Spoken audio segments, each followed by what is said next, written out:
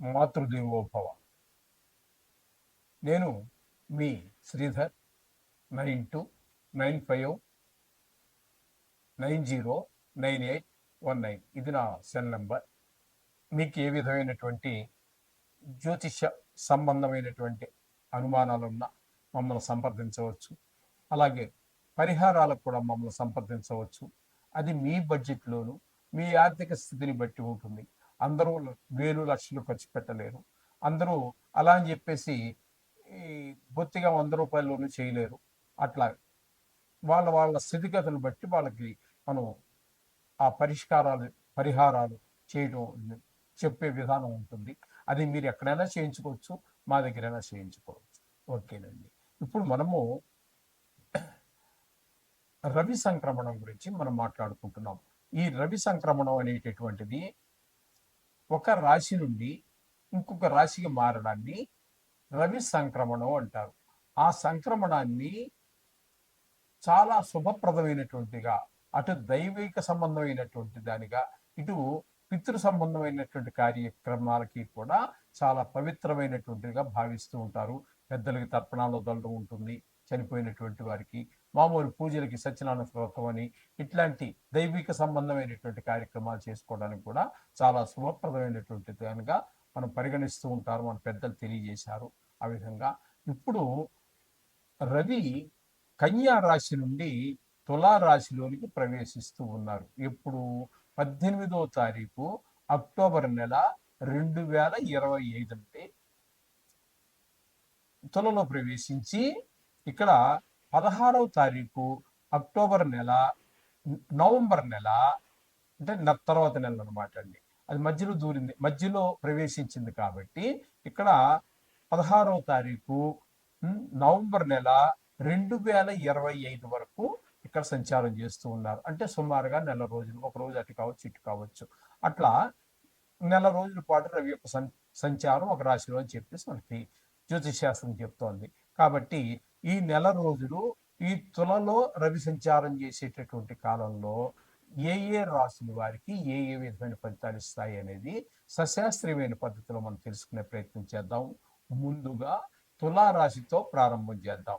ఎందుకని అంటే కన్యా రాశి నుండి తులారాశిలో ప్రవేశించారు కాబట్టి సూర్య భగవానుడు ఇక్కడ తులారాశి తోటే మనం ప్రారంభం చేద్దాం. ఈ తులారాశిలో అంటే జన్మల్లో ఉన్నట్టయితే ఇక్కడ చేసేటటువంటిది ఏంటి అంటే రవి జన్మల్లో ప్రవేశించి ఇక్కడ నెల రోజులు ఉన్న కాలంలో మీకు వచ్చే ఫలితం ఆయన వలన, నవగ్రహాల వల్ల 9 రకాల ఫలితాలు వస్తూ ఉంటాయి. ఇక్కడ కేవలం మనము సూర్యుడి వలన వచ్చేటటువంటి ఫలితాలు మాత్రమే మనం చెప్పుకోబోతున్నాం. ఇక్కడ మీరు తీసుకున్నట్టయితే శాస్త్రం ఏం చెప్తోందంటే దేహాతి చిత్త సంతాపః కాలాతిక్రమ భోజనం బంధుమిత్ర సుహృద్వేష చంద్రరాశిగతేరవో. చంద్రరాశిగతి అన్నట్టయితే మీకు జన్మ రాశి అని అంటావు అనమాట. గోచారంలో అర్థమైంది కదండి. ఈ జన్మరాశి అనేటటువంటిది గోచార రీత్యా, లగ్నాత్తు చెప్పుకునేటటువంటిది జాతక రీత్యా అవుతుంది. కాబట్టి ఈ జన్మంలోనే రవి ఉన్నాడు కాబట్టి ఇక్కడ మనకి ఇక్కడ దీనివల్ల ఫలితం ఏంటంటే దేహాతి, శరీరంలో దేహునందు రోగం. ఏమండి, దేహాతి చిత్త సంతాపః, మనోవిచారం. చిత్తం అంటే మనస్సు, సంతాప అంటే బాధ, విచారం, మనోవిచారం. అట్లాగే కాలాతిక్రమ భోజనం, కాలాన్ని అతిక్రమించి భోజనం. మంచి టైంకి మనకి 12 నుంచి 1 గంట మధ్యలో భోజనం బాగా ఆకలిస్తూ ఉంటుంది. ఆ టైంకి మనం ఏదో పనిలో ఉండటమో, భోజనం దొరకకపోవటమో, ఏదో ప్రయాణంలో ఉండిపోవటం ఏదో జరుగుతుంది. అది తర్వాత మనకి భోజనం చేయడానికి తగిన సమయం ఎప్పుడు కుదురుతుంది అన్నట్టయితే 3 గంటలకో 4 గంటలకో, అప్పుడు ఆకలి ఉండదు. అలా అని చెప్పేసి మానేయలేము. ఆకలి వేసిన తర్వాత కొంత సమయం తర్వాత ఆకలి చనిపోతుందండి.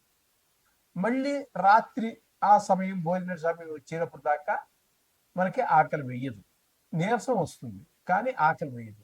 ఆ విధంగా కాలాతిక్రమించి భోజనం చేయడం అవుతుంది. తద్వారా నీరసం కూడా వస్తుంది. అర్థమైంది కదండి. బంధుమిత్ర సుహృద్వేష, బంధువులు మిత్రులు వీళ్ళందరూ కూడా మన పరివారం, వాళ్ళందరూ కూడా మనతోటి కలహాలు ద్వేషిస్తూ ఉంటారు. ఆ కారణంగా కావండి, కారణం కానివ్వండి, మొత్తం మీద వాళ్ళందరూ కూడా మనల్ని ద్వేషిస్తూ ఉంటారు ఈ నెల రోజులు. ఎప్పుడు అంటే చంద్రరాశిగతం, అంటే జన్మరాశిలో, అంటే ఈ తులలోనే రవి సంచారం చేసేటటువంటి కాలంలో ఈ విధమైన ఫలితాలు ఉంటాయన్నమాట. అర్థమైంది కదండి.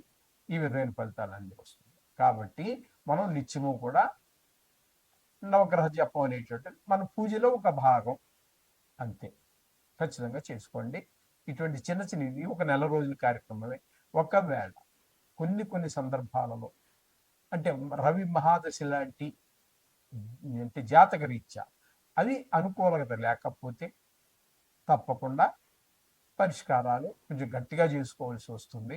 ఇటువంటి చిన్నవే కాబట్టి రోజు ఇంటి దగ్గర మనం చేసుకునేటటువంటిది, లేదా ఆదిత్య హృదయం, సూర్య నమస్కారాలు, ఇవన్నీ చేసేటటువంటి అలవాటు కనుక ఉన్నట్టయితే సరిపోతుంది. ఈ విధమైన ఫలితాలని చేసుకోండి. ఈ సూర్యుని వల్ల సంక్రమించినటువంటి దోషాలు ఏవైనా ఉన్నట్టయితే పోతాయి. ఈ రవి కనుక దశమ స్థానంలో ఉన్నట్టయితే ఆరోగ్యం, ఫస్ట్ ఆరోగ్యం మహాభాగ్యం అండి. డబ్బు అనేది భాగ్యం, ఈ ఆరోగ్యం అనేటువంటి మహాభాగ్యం. ఇటువంటి ఆరోగ్యాన్ని ప్రసాదిస్తూ ఉన్నాడు.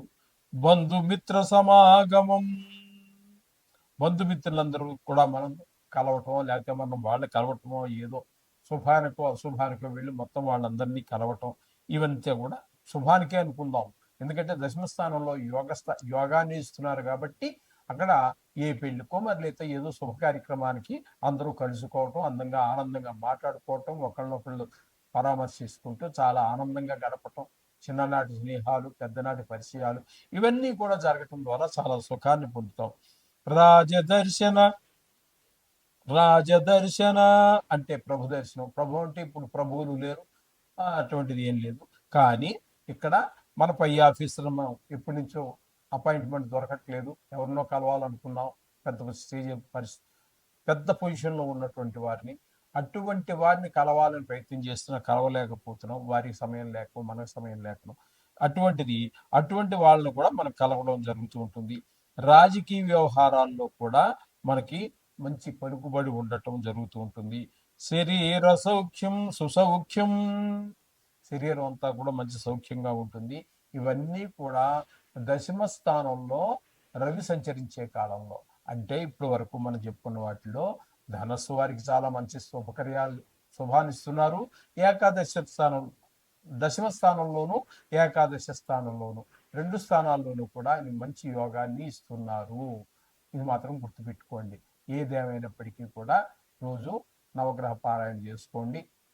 మీకు వీలైనంత, మనసు లగ్నమైనంతసేపు. దీనికి ఏదో 100, 1000 సంఖ్యలు పెట్టేస్తే నో చదువు ఉంటుంది, వీళ్ళు తిప్పుతూ ఉంటాయి, మాలు తిరుగుతూ ఉంటుంది.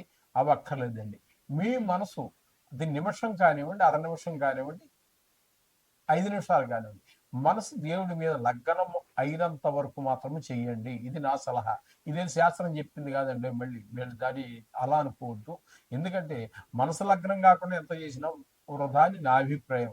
చేత మీకు దేవుడి మీద ఎంతసేపు మనసు లగ్నం అవుతుందో, ఏ దేవుడి పూజ అయినా సరే, ఏదో ఇప్పుడు మనం చెప్పుకుంటున్నాం కాబట్టి రవి గురించనే కాదండి, నవగ్రహాల గురించనే కాదు, దేవుడు మనం నిత్యం మనకున్నటువంటి ఆ ముక్కోటి దేవతల్లో మనకి ఎవరిని పూజించినా కూడా మనసు లగ్నం అవటం అనేది ముఖ్యం. అది లేకపోతే అది అంత ప్రయోజనకారి కాదు.